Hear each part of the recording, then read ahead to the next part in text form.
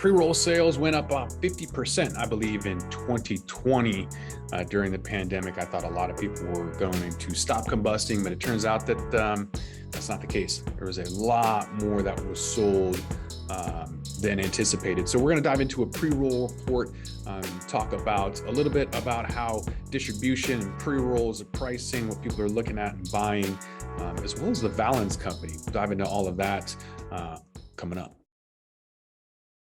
It's only entertainment.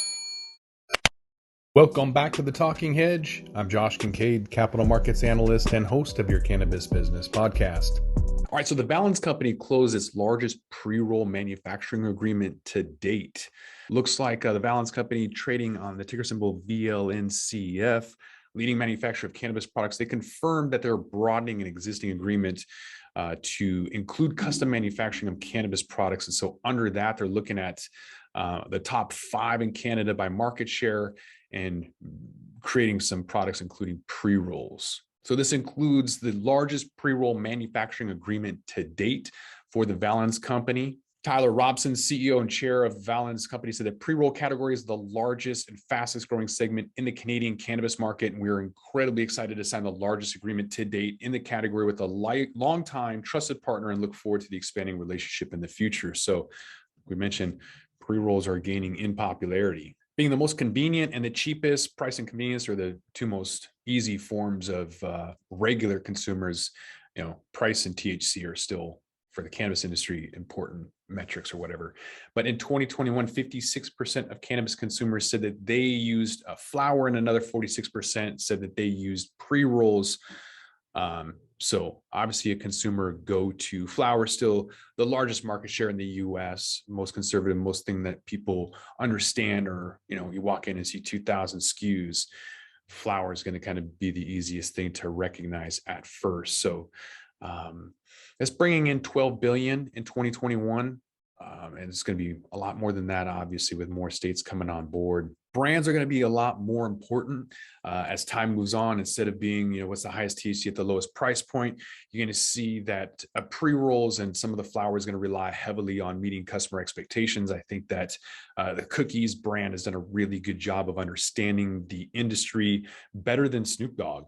Leaf by Snoop thought his name would carry it. Nobody cares about Willie Nelson or Cheech and Chong, or they don't care about names at all. They care about the experience. They care about value. They care about getting really good product, especially if it's premium. So flower shouldn't have to be overly dry or have small buds. People kind of tend to crank the humidity down in order to get a higher THC reading. It's just not going to be a very good experience. So someone who buys an indica pre-roll and then lights it up at night, you know, is going to move on to a different brand if it ends up sitting on a shelf too long and then having that degrade into, if it's a sativa, rather, degrades into CBN, it's going to make them sleepy. So if the experience isn't what they anticipate, they're going to move on to another brand. Seems like everyone's jumping on board as well. You can get a pre-roll from Justin Bieber's Peaches Cannabis pre-rolls in Vegas. Fab Five Freddy pre-rolls with the Purpose. Stephen Van Zandt launching Little Steven's Underground Apothecary in Massachusetts. Jay-Z's Monogram, they're going to have pre-rolls. So, but rather than doing it with, you know, these shake tables, the knockbox from Futurola is really not for anybody to use other than a bud tender, and bud tenders can't use those in a regulated marketplace. So once you have rec shops, bud tenders can no longer be a processor. Machines like this, $300,000-$400,000 to do pre-rolls automatically are the way to go.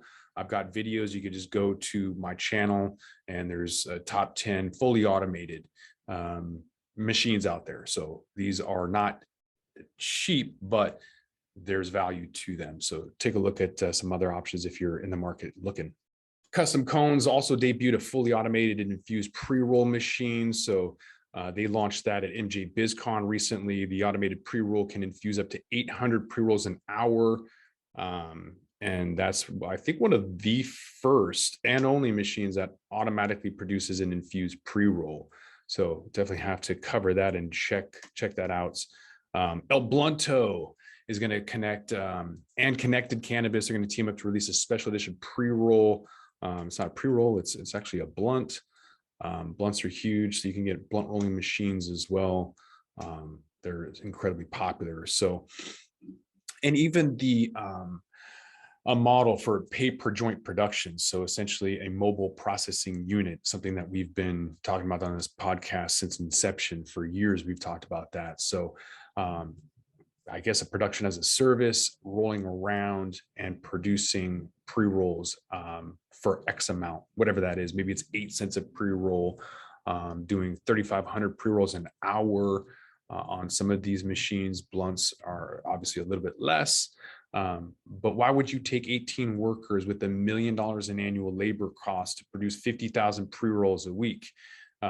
Literally, you can reallocate your human capital, make these individuals, district or salespeople or whatever, and expand your business that way. Automation, scaling, expanding is the only way to stay in business. So a lot of people look at this as kind of too expensive or too big. But when was the last time you saw people hand rolling pre-rolls or anything? I mean, that was like, we're not in Cuba.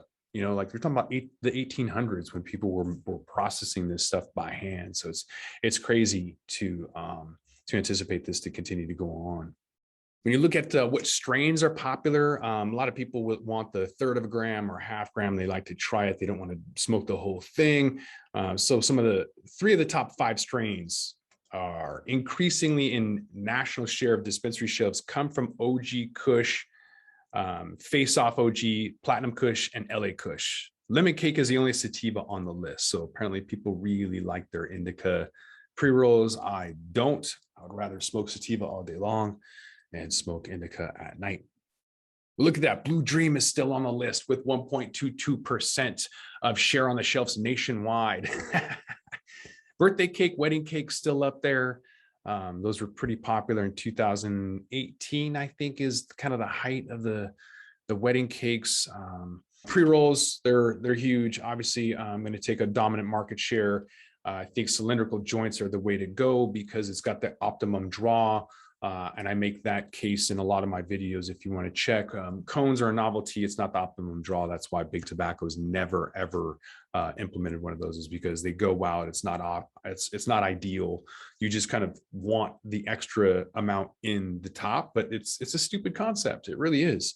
So that's why a lot of these manufacturers are going to be moving to cylindrical joints and not pre-rolls, because that's the experience that people want. That's proven over and over again. I don't really need to tell people. If that's your opinion, that's one thing. But the reality is pre-rolls will turn into cylindrical joints and become a massive part of the culture, probably overtaking flower. I mean, that's heavy to say. That 40% of market share will be flower, and a portion of the rest will be edibles / concentrates / whatever.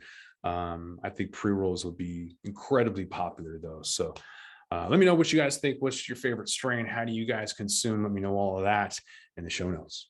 With that, we're going to roll this one up. I'm Josh Kincaid. This is The Talking Hedge. Don't forget to like, share, and subscribe, or don't, and I'm out. Don't forget to smash that like button on your way out and check out these other videos that we've got.